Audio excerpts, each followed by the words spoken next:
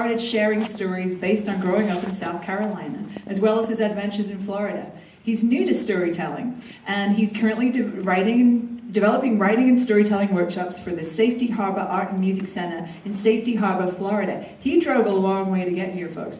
His story is called The Bird Brain Challenge, or Who is the Dumb Cluck Here? Let's hear it for Walt.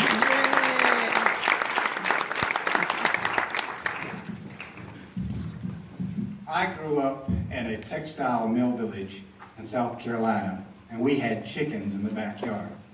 Now, these weren't pet chickens. We had them for the eggs and the food. We had 10 hens and one little mean badass rooster named Henry. Henry was, well, he was psychotic. And whenever I would go into the pen in the coop with my mother and my grandmother to get the eggs, Henry would come out flying. Had his claws out, his feathers ruffled. He'd knock me down and flog me. And I would get rescued by my mother. And even so, I grew to like chickens. I liked them fried. I liked them baked. And whenever one of these chickens was going to make it to the dinner table, my father was the chief executioner and chicken plucker. This was a big deal in our neighborhood. We would run up and down the street, my sister and I. Daddy's going to kill a chicken tomorrow, come over. So some of these kids didn't have television. And so we gathered around, and my father would take the chicken and put him on the chopping block, take the axe. The head would go one way, and the body would go another. And the body would flop around and jump and go into spasms. And we would run and scream. It was just so much fun. Now, I know this sounds barbaric now, but it was a way of life back then. And well, Colonel Sanders and Chick-fil-A do it every day. You just don't see it. Now, because it takes a chicken a while to know that it doesn't have a head, it made me wonder about the intelligence of chickens. Well, a few years later, I'm in high school, and I'm on a double date with my buddy Louie. I've got my girlfriend Sandy and her best friend Betty. And we're going to go on a double date from Greenville, South Carolina, on a Sunday afternoon, up to Cherokee Indian Reservation in North Carolina. Now, I don't know if you've ever been to the Cherokee Indian Reservation. It's where the once mighty Cherokees wound up living in the mountains with tacky gift shops all around. There's a bear, toothless bear in a cage, Indian men dressed in headdresses made in Japan. And outside of one of these tacky gift shops, there was this contraption. Now, you got to kind of picture this. We're all young and good looking. And Louis my buddy. And he's on the double date with us. And Louis got this Elvis thing going with his sideburns and his dark hair. And he's kind of a quiet guy. And outside of one of these gift shops, there's this contraption. Try to imagine this. It's about 5 foot high. It's about 4 foot wide, 2 foot deep. And across the top of it, it says Bird Brain Challenge.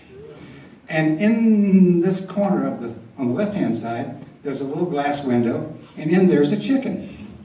And on the right-hand side, there's a tic-tac-toe screen.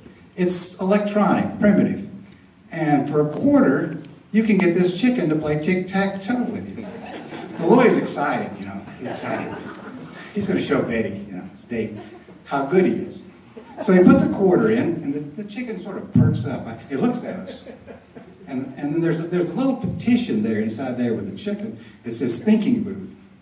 And the chicken sticks his head behind there, and the X appears in the middle square. Well, Louis got to stop it, so he puts an O in the corner. The chicken counters with an X down here, and it goes back and forth, back and forth. It's a tie. Louis is distressed. $2.25 later, Louis has lost once, and he's tied 8 times. Now he lost one. He tied 8 times, lost once. He lost once on purpose because he was trying to fool the chicken. Because he thought that chicken was in some sort of pattern, and if he just obviously lost, but no, the chicken beat him. And while this is going on, a crowd's gathered around. And it's like the old Wild West. It's man versus beast. And Louis got a frown on his face and sweat, and the chicken doesn't seem to care. And he's going to put another $0.25 in. And I'm saying, Louis, what's going on? He says, I don't think this game is fair. I don't think it's fair. I've been noticing it. The chicken goes first every time. I said, Louis, it's a chicken. It doesn't matter who goes first. It's who goes last. And Louis says, yeah, but this chicken plays every day. And this chicken's been trained. Somebody's trained this chicken. I said, Louis, I don't know who trained the chicken, but you've been to high school. And then Louis says, maybe, just maybe when he goes behind that little thinking booth, he's turning on a computer. And I'm playing against a computer. I'm not playing against a chicken. I said, Louis, look at this thing. It's a wooden box. Could there be a computer in here? And wouldn't that be a great expense to go to get quarters out of people? And Louis says, you're right. And he starts to put it in. I said, Louis, if by some miracle you win, what are you going to tell people? You beat a chicken at tic-tac-toe. They're not going to be impressed, Louis. They're not going to. Especially if you tell them it took you 10 times. At this point, Louis says, okay, I give up. Even so, Betty is impressed with Louis for sticking with it, and she dates him for another 6 months.